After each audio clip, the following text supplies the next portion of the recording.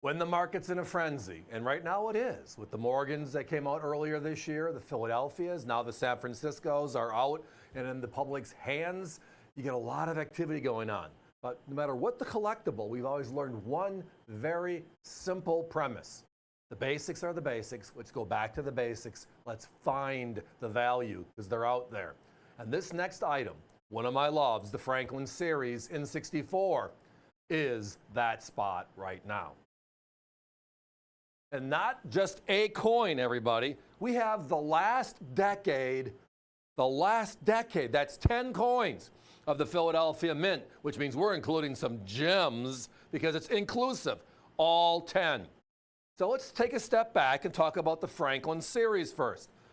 The Walking Liberty, the #1 silver coin of all time, was replaced in 1948 by the Franklin. At that time in history, the Franklin was the only non-president to be put on a circulating coin. We had the Lincoln in 09, right? We had the Jefferson in 38. We had the Roosevelt in 46. We had the Washington quarter in 32. And then we go to the Franklin, our very influential founding father and scientist, being put on his own $50, right? That was from 1948 through 1963. And unfortunately, due to the events of late 1963 and the passing of President Kennedy, and then the introduction of his commemorative coin, which we have seen in circulation for 60 years, this had a short shelf life, only 16 years. Of those 16 years, Philadelphia, the main mint, logically here, again, Franklin and Philadelphia, 1 in 1, were produced every year, 16 coins.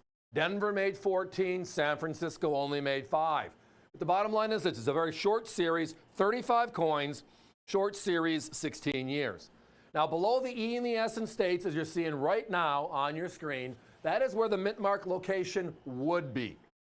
Philadelphia, the main mint, never marks its coins. It's assumed it's Philadelphia unless we're telling you different, right? And that's where the D or the S would have been if they were branch mints overall. Anybody stopped and looked at the price? We're under $50.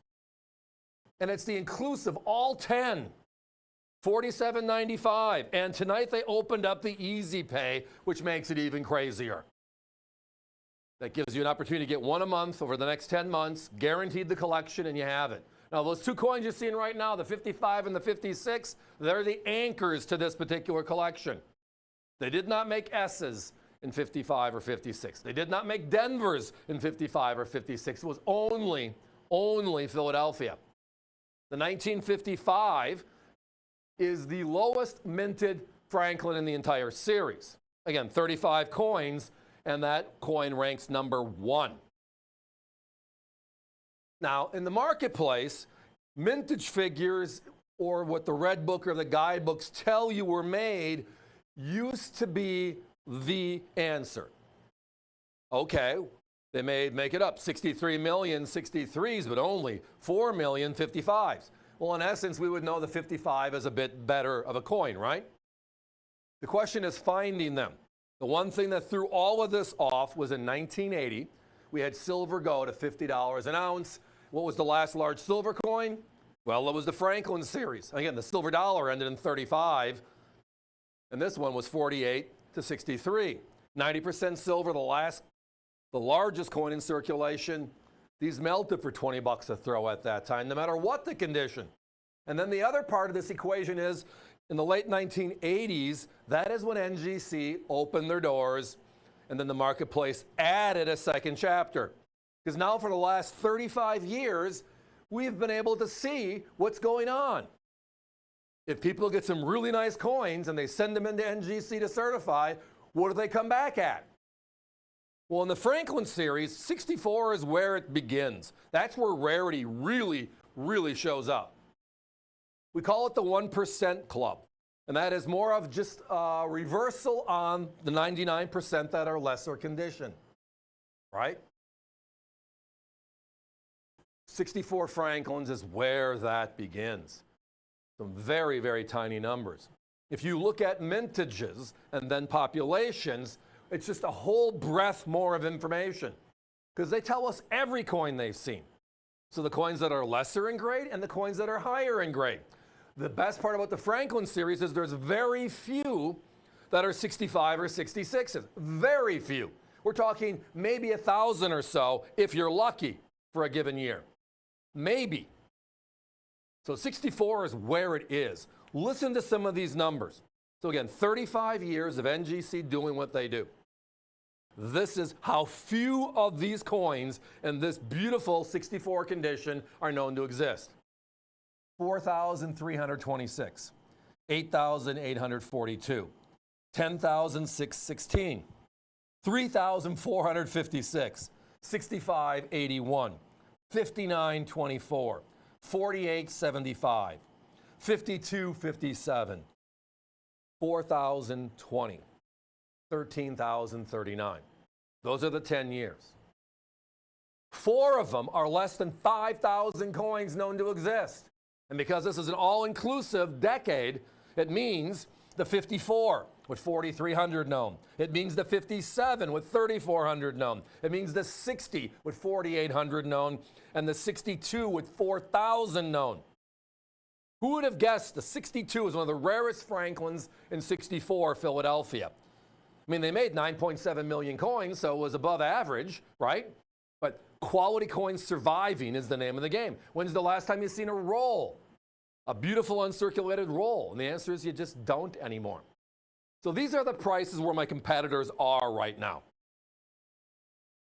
For a coin in a capsule, our largest competitor, so these same 10 coins, Mint State 6061, just beautiful coins in a capsule, not certified. $727.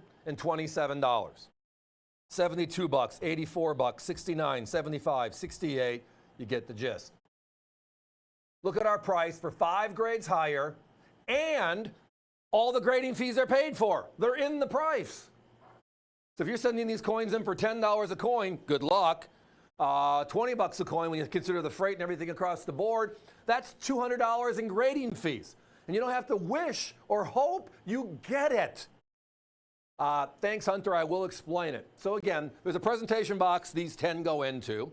That will be with the first coin as part of the EasyPay program. EasyPay is just a way for those that would love to have one of these rarities, collections that are a little bit more pricey at times, a way to break it down into monthly payments, and you just get sent a coin every month to keep on going. There are no fees, there are no club fees, etc., like some of our competitors have. Ours is just flat out. $47.95 times 10 equals the other price. And over a 10-month period, you get them all, if that is what works for you. Guys, we got to put a 1-minute clock up. I've been talking a lot because I love this series. I am passionate about the Franklin series. When you look at the American Eagle program, which is the current large silver coin, right? The 1-ounce silver.